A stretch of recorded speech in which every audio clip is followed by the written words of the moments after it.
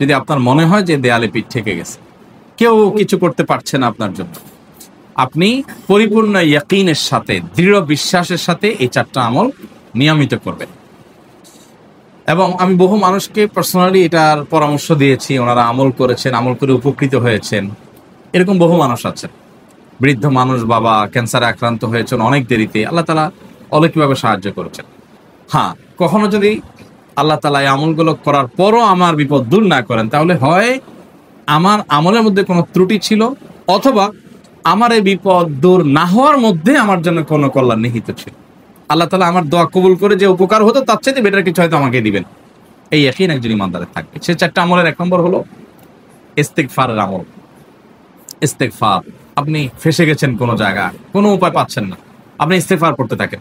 আস্তাগফিরুল্লাহ ওয়া আতুবু ইলাইহি, আস্তাগফিরুল্লাহ ওয়া আতুবু ইলাইহি, আস্তাগফিরুল্লাহ ওয়া আতুবু ইলাইহি, আস্তাগফিরুল্লাহ, আস্তাগফিরুল্লাহ, আস্তাগফিরুল্লাহাল্লাযী লা ইলাহা ইল্লা হুয়াল হাইয়ুল কাইয়্যুম ওয়া আতুবু ইলাইহি ওয়া লা হাওলা ওয়া লা কুওয়াতা ইল্লা বিল্লাহ। اللهم أنت ربي لا إله إلا أنت خلقتني وأنا عبدك وأنا على عهدك ووعدك ما استطعت أعوذ بك من شر ما صنعت أبوء لك بنعمتك علي وأبوء لك بذنبي فاغفر لي فإنه لا يغفر الذنوب إلا أنت সাইয়্যিদুল ইস্তিগফার। এভাবে যে কোনো ইস্তিগফার করতে থাকেন, আপনি বেশি বেশি করে আল্লাহর কাছে ইস্তিগফার, ক্ষমা প্রার্থনা করতে থাকেন, খুব বেশি আপনার 2 ঠোঁটে অনবরত আপনি চাইতে থাকেন আল্লাহর কাছে ক্ষমা। এই ইস্তেগফার সম্পর্কে নবী করিম সাল্লাল্লাহু আলাইহি ওয়াসাল্লাম বলেছেন, মাল্লাজিমাল ইস্তেগফার, যে ব্যক্তি ইস্তেগফারকে আঁকড়ে ধরবে, আঁকড়ে ধরা মানে কি, এটা ছাড়বে না, সেই পড়তেই থাকবে অনবরত। টয়লেটে যাওয়ার সময়টা, ঘুমের সময়টা, খাওয়ার সময়টা বাদে, অবসর নামাজের সময়টা বাদে, ওকে সারাক্ষণ সে ইস্তেগফার পড়বে। এরকম যদি কেউ করে, আল্লাহ রাব্বুল আলামিন জাআলাল্লাহু লাহু মিন কুল্লি হাম্মিন ফারাজা ওয়া মিন কুল্লি যায়কিন মাখরাজা, সকল পেরেশানি থেকে, সকল টেনশন থেকে বের হওয়ার পথ আল্লাহ তাআলা অলৌকিকভাবে তার জন্য আবিষ্কার করে দিবেন। এবং আমি আমার জীবনে যেটা বলেছিলাম, বিস্তারিত বলতে চাই না, এরকম পরিস্থিতি আসছে যে চোখের সামনে কোনো আপাতত রক্ষার কোনো পথ আর খোলা নেই, এমন ভয়াবহ বিপদ। ইস্তেগফার করতে করতে এমন ভাবে আল্লাহ তাআলা সাহায্য করেছেন যে এটা কল্পনা করলেও মনে হয় যে স্বপ্নের মতো। কিভাবে এখন এই লোক এই জায়গায় আসলো আমার সাহায্যের জন্য, এই লোক তো এটা আমি এই জায়গায় আসার কথা না, ঠিক উনি এসে হাজির হয়ে গেলেন এবং উপকারটা, আমার সমাধানটা হয়ে গেল সমস্যা।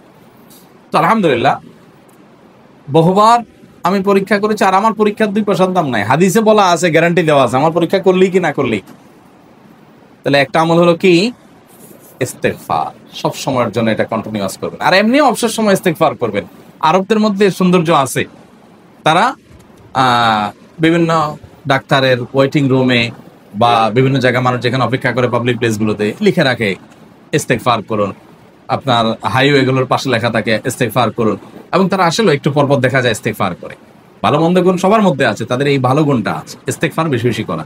আমরা ইস্তেগফার সচরাচর এইভাবে অনবরত অবসর সময় করার অভ্যাস অনেকের মধ্যেই নাই, আমরা এটা চালু করবো ইনশাআল্লাহ।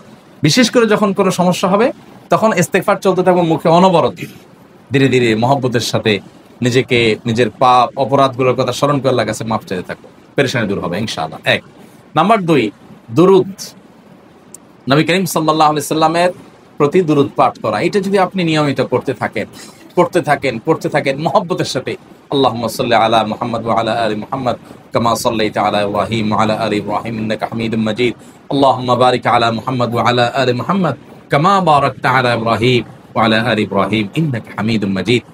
আপনি একবার ছোট দুরূদ যদি পড়েন, সাল্লাল্লাহু আলাইহি ওয়াসাল্লাম, সাল্লাল্লাহু আলাইহি ওয়াসাল্লাম, আল্লাহুম্মা সাল্লি আলা মুহাম্মদ ওয়া আলা আলি মুহাম্মদ, শুধু এইটুকু পড়েন।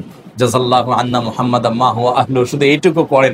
আপনি এভাবে যেই কোনো দুরূদ নবী করিম সাল্লাল্লাহু আলাইহি ওয়াসাল্লামের প্রতি যদি পড়েন এবং পড়তে থাকেন অনবরত, ইস্তেগফারের পাশাপাশি দুরূদের ক্ষেত্রে নবী করিম সাল্লাল্লাহু আলাইহি ওয়াসাল্লাম বলেছেন যে এইটা তোমার জন্য যথেষ্ট হয়ে যাবে। তুমি যদি আল্লাহর কাছে আর কোনো দোয়া করতে না পারো, শুধু দুরূদটা পড়ো, তোমার সব পেয়ে যাবে, কিচ্ছু লাগবে না।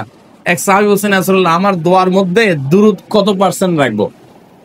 আমি তো আমার অনেক কিছু আল্লাহর কাছে চাইবো, দুরূদ মানে তো নবীজির জন্য দোয়া, মানে আমার জন্য তো আমি দোয়া করবো, আপনার জন্য দোয়া কত পার্সেন্ট করবো? 1/3, 1/4, তারপরে হাফ, এবার বিভিন্ন পার্সেন্টেজ বলছিলেন তিনি। নবী করিম সাল্লাল্লাহু আলাইহি ওয়াসাল্লাম বলেছেন যে হ্যাঁ, এর বেশি করতে পারলে আরো ভালো, আরো ভালো। তো ভদ্রলোক এর বেশি, ওই সাহাবী রাদিয়াল্লাহু তাআলা আনহু, তিনি এর বেশি বাড়াতে একটা পর্যায়ে বলছেন যে আমি সব দোয়া আপনার জন্য করি। নবী করিম সাল্লাল্লাহু আলাইহি ওয়াসাল্লাম বলেছেন, তাহলে তোমার আর কোনো দোয়াই করতে হবে না, এর মধ্যে সব দোয়া চলে আসবে। কারণ আপনি যদি বলেন আল্লাহ আপনার নবীর প্রতি আপনি রহমত নাজিল করেন, আপনার নবীর প্রতি আপনি শান্তি নাজিল করেন, আপনি যেটা দোয়া করেন, তো আল্লাহকে আল্লাহর নবীর প্রতি আপনি রহমত নাজিল করতে বললে আল্লাহ তাআলা আপনার প্রতি রহমত নাজিল করবেন কি করবেন না? আপনি কাউকে খুশি করতে চান, কার কাছ থেকে কিছু আদায় করতে চান, তার ছেলেটারে যদি হাদিয়া তোহফা দেন, আদর যত্ন করেন, তো বাই ডিফল্ট অটোমেটিকলি ওই লোকের সিম্পেথি আপনার দিকে আসবে কি আসবেন? চোখ বন্ধ করে আসবে। তো আল্লাহর নবীর জন্য যখন আপনি দোয়া করবেন তখন আল্লাহ তাআলা আপনার প্রতি রহমত নাজিল করবেনই, এটা নবী সাল্লাল্লাহু আলাইহি ওয়াসাল্লামের ওয়াদা। যে কোনো পেরেশানি, তিনি আরো বলেছেন যদি কেউ দুরূদের আমল করে নিয়মিত, আল্লাহ রাব্বুল আলামিন তার সকল পেরেশানির জন্য যথেষ্ট করে দিবেন। এই আমলটাকে সবগুলো দূর করার জন্য যথেষ্ট হয়ে যাবে। এই দুরূদের আমলটা আমি দেখেছি সুবহানাল্লাহ গুলির মতো কাজ করে। আজকের ঘটনা, এক ভদ্রলোক সকালে একটা টেলিভিশন চ্যানেলে, বেসরকারি চ্যানেলে প্রোগ্রাম শেষ করে নামছিলাম লিফটে, তো উপস্থাপক উনি বলছিলেন যে ভাই মানে দুরূদের আমল পড়ে আমি কিছুদিন আগে একটা ইয়াতে মানে এমন একটা অবস্থা যে এইটা থেকে বের হওয়ার কোনো পথ আর নাই, শুরু করলাম দুরূদ অনবরত, এরপরে আল্লাহ তাআলা আমাকে এমন ভাবে উদ্ধার করলেন আমি কল্পনা করতে পারি। আলহামদুলিল্লাহ এই আমলগুলো করে অনেক ভাইরা আমাকে অভিজ্ঞতা জানাইছেন যে আলহামদুলিল্লাহ তাদের অভিজ্ঞতা হলো কি। হ্যাঁ, ওই যে বললাম কখনো যদি আল্লাহ তাআলা আপনার দোয়া কবুল না করেন তাহলে হয় আমার ত্রুটি আছে, আর না হলে আমার জন্য আল্লাহ তাআলা এর চেয়ে বেটার কিছু রেখেছেন, আমি সেই ইয়াকিন রাখবো ইনশাআল্লাহ। আর এই দোয়াতের সমাধান হবেই হবে, সে বিশ্বাস থাকতে হবে। নবী করিম সাল্লাল্লাহু আলাইহি ওয়াসাল্লাম বলেছেন, হাদিসে কুদসিতে আল্লাহ বলেছেন আনা ইনদা যান্নি আবদি বি, বান্দা আমার প্রতি যেমন ধারণা করে আমি তেমন আচরণ করি। আপনি যদি চিন্তা করেন করে দেখি হয় কিনা, দেখি ট্রাই করি, তাহলে ওই আল্লাহ তাআলা বলবেন ঠিক আছে দেখতে থাক। আপনি যদি ইয়াকিন করেন যে না নবী করিম সাল্লাল্লাহু আলাইহি ওয়াসাল্লাম যে বলেছেন অতএব সেটা হবেই, আর আল্লাহ রাব্বুল আলামিনের কাছে আমি ওইভাবেই চাবো যে আল্লাহ দিবেনই, আমি নিয়েই ছাড়বো, ইনশাআল্লাহ গুলি মিস হতে পারে, আপনার দোয়া মিস হবে না। ওই ইয়াকিন, ওই ঈমান আমার মধ্যে আনতে হবে, চেষ্টা করবো তো ইনশাআল্লাহ। তাহলে দুইটা আমল হলো, ইস্তিগফার আর দুরূদ। 3 নম্বর আরেকটা আমল হলো দোয়া ইউনুস। দোয়া ইউনুস, লা ইলাহা ইল্লা আনত সুবহানাক ইন্নী কুনতু মিনাজ জালিমিন। বেশি বেশি পড়তে থাকবেন, যখন বিপদে পড়বেন ইস্তিগফার আর দুরূদ পড়বেন সবচেয়ে বেশি, আর মাঝে মধ্যে দোয়া ইউনুস, লা ইলাহা ইল্লা আনত সুবহানাকা ইন্নী কুনতু মিনাজ জালিমিন। আল্লাহ সুবহানাহু ওয়া তাআলা কোরআনে কারীমে এই দোয়ার পরে বলেছেন ওয়া কাযালিকা নুনজিল মুমিনিন। এই দোয়া পাঠ করার মাধ্যমে ইউনুস আলাইহিস সালামকে পৃথিবীর ইতিহাসের সবচেয়ে অলৌকিক ঘটনা, সকল সায়েন্স, সকল আপনার বিজ্ঞানের তত্ত্ব সবগুলোকে আপনার সবগুলোর বিপরীতে বা সবগুলোকে আপনার ভুল প্রমাণ করে দিয়ে ওই জায়গাটার জন্য আল্লাহ তাআলা ইউনুস আলাইহিসকে মাছের পেটে ঢোকার পর সেখান থেকে আবার জীবিত রেখে বের করেছেন। অক্সিজেন অভাবে সেখানে এমনি মারা যাওয়ার কথা, আরো নানা কারণে মারা যাওয়ার কথা, তাই না? কিন্তু আল্লাহ তাআলা তাকে রক্ষা করেছেন, কারণ উনি ওই বিপদে পড়ার পর থেকে এটা পড়তেছিলেন, লা ইলাহা ইল্লা আনতা সুবহানাকা ইন্নী কুনতু মিনাজ জালিমিন।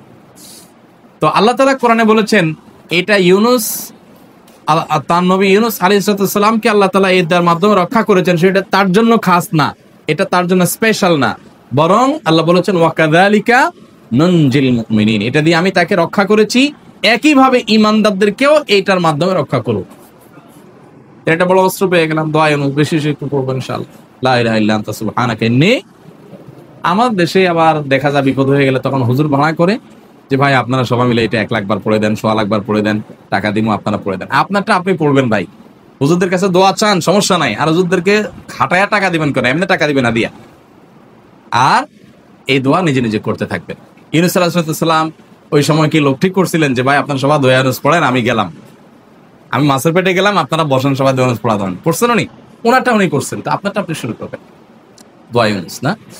4 নম্বর আমল হলো ইয়া যাল জালালি ওয়াল ইকরাম, এটা বেশি বেশি করে পাঠ করবেন।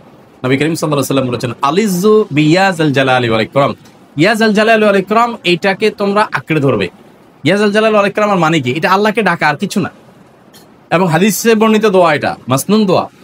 ইয়া যাল জালালি ওয়াল ইকরাম মানে হে মহা ক্ষমতার অধিকারী, প্রতাপশালী এবং সম্মানের মালিক, এটা বলার মানে হলো আল্লাহর কাছে নিবেদন করা, যেহেতু আপনার প্রতাপ আছে, আপনার জালাল আছে, আপনার বড়ত্ব আছে, হে বড়ত্বের অধিকারী এবং হে সম্মানের অধিকারী, আপনার যেহেতু আল্লাহ তাআলা এটা, আপনার যদি এটা আছে, অতএব হে আল্লাহ আপনি আমাকে এটা দান করুন, আপনার সেখান থেকে আমার প্রতি রহম করুন, আপনার সেখান থেকে আমাকে, আপনার বড়ত্ব থেকে আমাকে আপনি হেফাজত করুন, আপনার একরাম থেকে আমাকে আপনি, তা দিয়ে আপনি আমাকে রহম করুন। তো সেই দোয়া আল্লাহ তাআলার কাছে নিবেদন করতে পারে, ইয়া যাল জালালি ওয়াল ইকরাম। এর পাশাপাশি তাহাজ্জুদের নামাজ এবং যে কোনো নফল নামাজ। কারণ নবী সাল্লাল্লাহু আলাইহি সাল্লাম ইজা হাজাবাহু আমরুন সাল্লা, নবীজি সাল্লাল্লাহু আলাইহি সাল্লামের কোনো পেরেশানি শুরু হলে আগে ওযু করে 2 রাকাত নামাজ পড়তেন, ওযু করে 2 রাকাত নামাজ পড়তেন। আমাদের যখন পেটে ব্যথা শুরু হয়, আগে কার কথা মনে পড়ে? ডাক্তারের কথা মনে পড়ে। যখন গায়ে জ্বর আসে, সবার আগে মনে পড়ে কিসের কথা? নাপা, নাপা, ঠিক না? জ্বর আসছে গায়ে, সবার আগে আমরা কি চিন্তা করি? নাপা।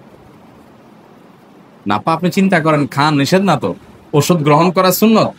নবী সাল্লাল্লাহু আলাইহি সাল্লাম নির্দেশ করেছেন ওষুধ সেবন করতে, আপনি করেন, ভালো কথা। কিন্তু ইমানদার সবকিছুর আগে ব্যথা আসছে, তাহলে ব্যথার জন্য একটা ওষুধ দোয়া শিখেছেন, দোয়াটা আগে করবে, পাশাপাশি ওইটা করবে। এলো ইমানদারের কাজ।